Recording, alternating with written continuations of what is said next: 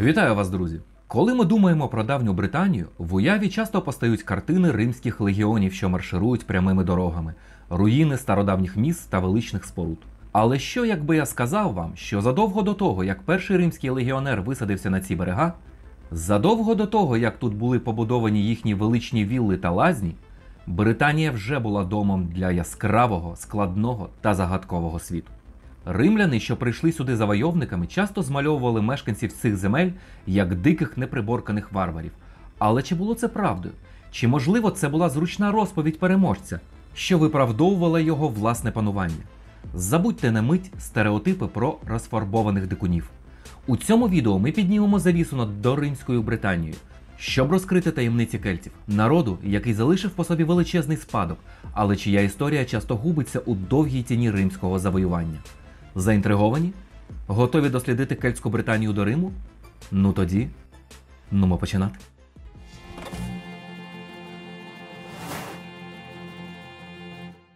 Саме слово кельт – це історична загадка. Одразу скажу, що самі кельти себе так не називали. Приблизно в 540 році до нашої ери стародавні греки вперше використали слово «келтої» для опису варварських народів, з якими вони зіткнулися на північ від своїх колоній на території сучасної Франції. Пізніше римляни використовували термін «галлі» для подібних груп, часто вкладаючи в це слово те саме зневажливе значення «варвар». Що надзвичайно важливо, немає жодних доказів того, що безліч племен, розкиданих по всій Європі залізного віку, вважали себе єдиним кельтським народом. Отже, кельти, як ми їх часто уявляємо, є значною мірою пізнішим конструктом, зручним ярликом, який використовували спочатку чужинці, а згодом і вчені, щоб об'єднати народи, що мали певні спільні риси в культурі, мові, мистецтві та віруваннях. Розуміння цього має вирішальне значення. Якщо єдиної, самосвідомої кельтської нації в давнину, ймовірно, ніколи й не існувало, то пошук єдиної географічної точки їхнього походження стає, оманливим. Замість цього нам потрібно подивитися, як культури та мови, які ми зараз позначаємо як кельтські, поширювалися Європою. Справа не в тому, звідки прийшов єдиний народ, а в тому, як поширювалися певні культурні риси, мистецтво, мова, суспільні структури. Це могло відбуватися через мережі торгівлі, взаємодію еліт, невеликі міграції, а не обов'язково через масове переселення одного народу.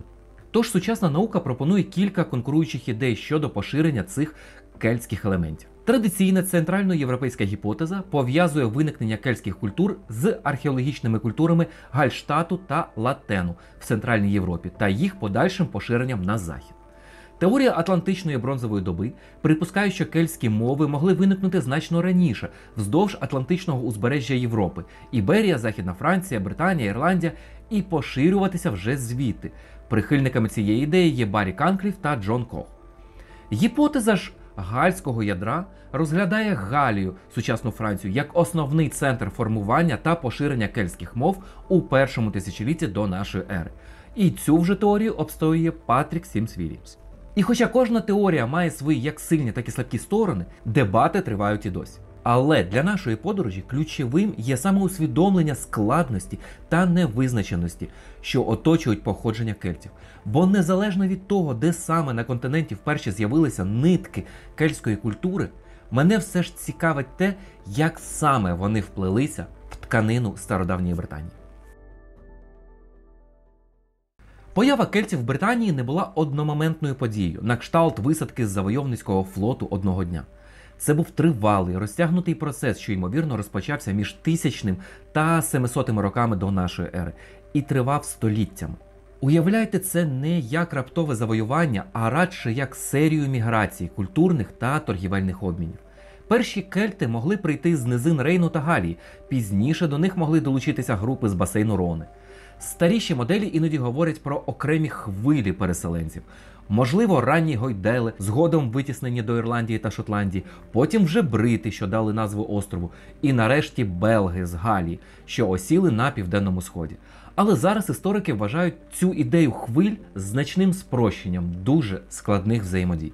Ключове питання полягає в тому, чи прибульці завоювали та знищили корінне населення Британії, яке жило тут ще з часів неоліту та бронзової доби, Чи це був радше процес, де відносно невеликі, можливо елітні групи інтегрувалися в вже існуюче суспільство, поступово поширюючи свою мову та культуру?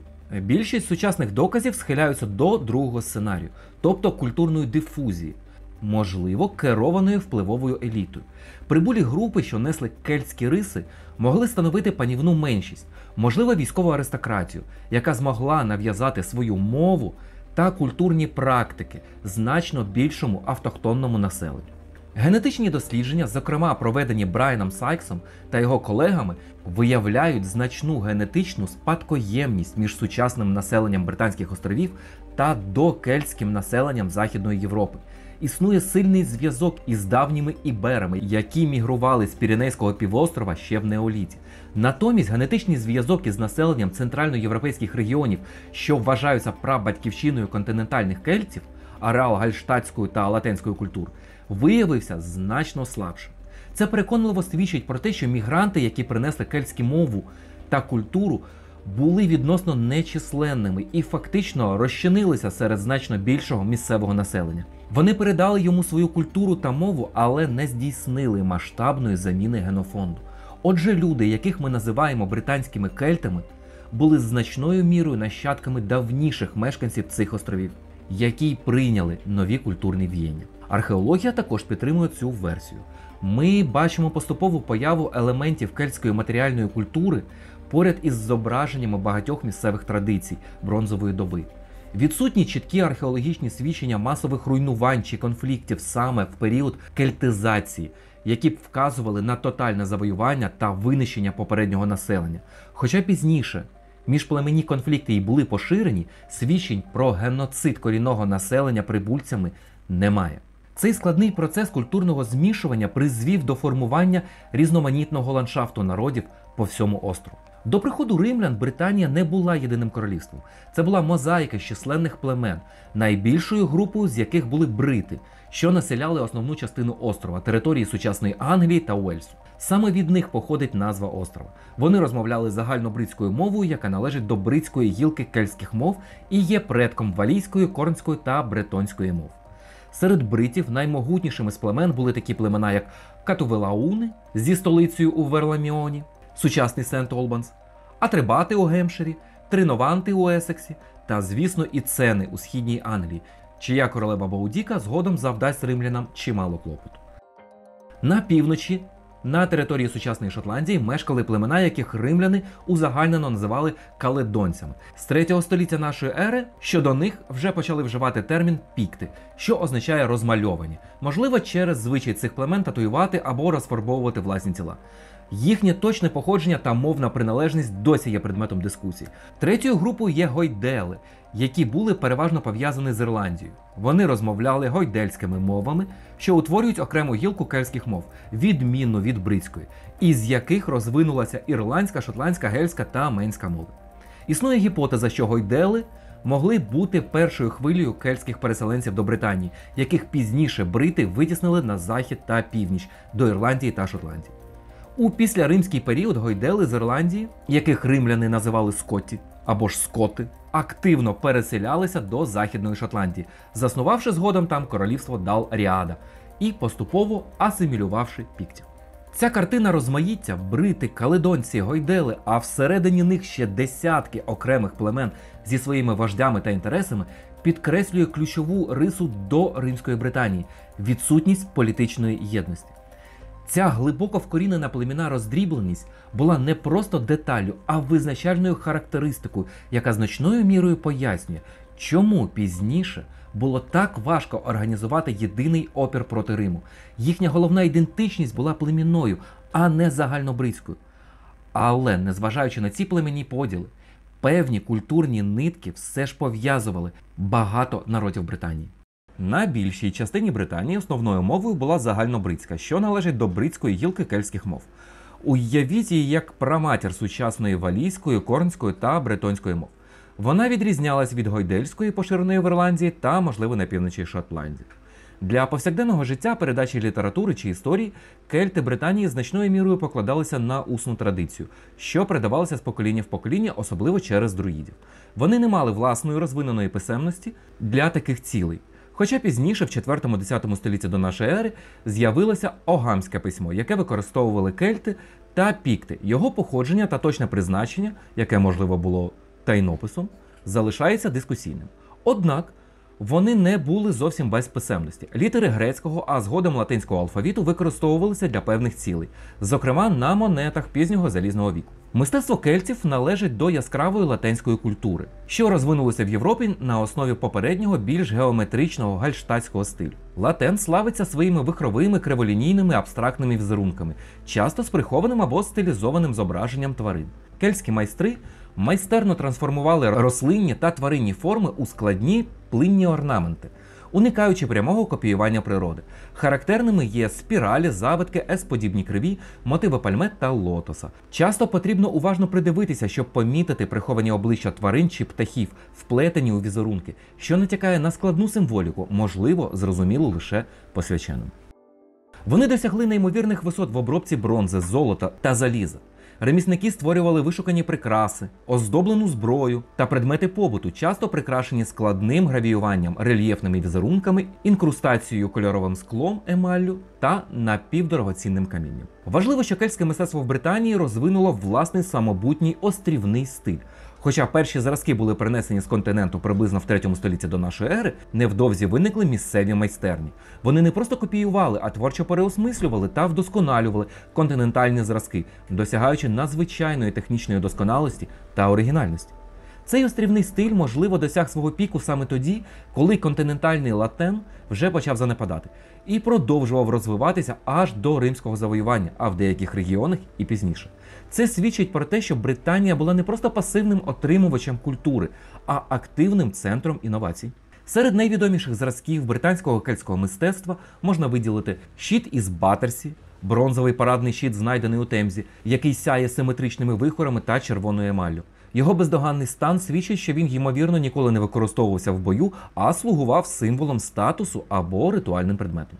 Великий торк зі снетішема, масивна золота шийна гривна вагою понад 1 кілограм, виготовлена з 64 переплетених дротів, свідчення неймовірної майстерності ювелірів. Гравійовані дзеркала, бронзові дзеркала з багатооздобленим гравіюванням – характерна риса саме британського кельтського мистецтва. Ці артефакти не просто красиві речі. Вони розкривають витончену естетику, глибоку символічність та унікальну мистецьку ідентичність, що процвітала в Британії задовго до Риму. Мистецтво показує нам, що Британія була частиною ширшого кельтського світу, але водночас йшла своїм власним особливим шляхом. Це яскраве мистецьке вираження народилося в суспільстві зі своїм унікальним способом життя та самоорганізації. І якщо вже заговорили про суспільство, то тут треба сказати, що кельтське суспільство в Британії було ієрархічним, хоча точна структура могла відрізнятися. На вершині стояли вожді або королі, які очолювали окремі племена чи їх об'єднання. Їхня влада, ймовірно, спиралася на військову силу, багатство та родовід. Важливу роль відігравала військова аристократія, знать та професійні воїни. У світі, де військові конфлікти та набіги були частиною життя, статус воїна був досить високим. Вони володіли найкращою зброєю, брали участь у банкетах та, ймовірно, контролювали значні земельні володіння. Окрему і надзвичайно впливову верству становили друїди, про яких детально ми поговоримо у наступному відео. Але тут вже можна сказати, що вони були більше, ніж просто жерцями. Вони виконували функції суддів, вчителів, радників та хранителів традицій. Основну масу ж населення складали прості люди, переважно фермери, які обробляли землю, вирощували врожай та розводили худобу. Земля, можливо, спочатку перебувала переважно в общинній власності, але тут треба сказати, що поступово почала виділятися і приватна власність знаті. Також існували ремісники, які виготовляли знаряддя праці, зброю, посуд, тканини. І хоча Цезар описував простих галів як таких, що перебувають майже в рабському становищі, просто людини в кельтській Британії, ймовірно, були особисто вільними, хоч і залежними від вождів та знаті. Ця тричасна структура – жерці, воїни, виробники – має паралелі і в інших індоєвропейських суспільствах. Знаковим житлом був круглий будинок. Зазвичай його стіни зводили з переплетеного хмизу, обмазаного глиною з домішками, хоча використовували також дерево або камінь. Дах був конічним і крився соломою. У центрі розташовувалося вогнище. Розміри варіювалися від невеликих на одну сім'ю до великих спільних споруд. Ця традиція круглих будинків панувала в Британії тисячоліттями від бронзової доби до римського періоду, що відрізняло Британські острови від континентальної Європи, де переважали прямокутні споруди. Мабуть, найцікавішими пам'ятками кельтської доби є городища. Укріплені поселення, зазвичай розташовані на пагорбах, оточені потужними земляними валами та ровами. У Британії їх налічується понад 3000. Їхнє будівництво вимагало величезних колективних зусиль, що свідчить про високий рівень соціальної організації та здатність мобілізувати робочу силу. Їхнє точне призначення є предметом дискусій. Оборонна функція в епоху частих воєн здається очевидною. Складні системи в'їздів та знахідки зброї, як от велика кількість каменів для пращі біля воріт Мейден Касл, підтверджують це. Але вони, ймовірно, виконували й інші ролі. Постійні поселення, густо забудовані круглими будинками та господарськими спорудами, сезонні центри зборів для проведення ритуалів, свят чи торгівлі, символи статусу та влади місцевих вождів, безпечні загони для худоби. Цікаво, що багато городищ були залишені ще до приходу римлян, що натякає на зміни у соціальній та політичній структурі пізньої залізної доби, ще до зовнішнього втручання. У пізній залізній добі, особливо на південному сході Британії, під впливом контактів з континентом почали з'являтися більші, схожі на міста поселення, які іноді називають опідами. Це були важливі політичні, економічні та ремісничі центри, такі як Камоладун, Верламіон та Каллева.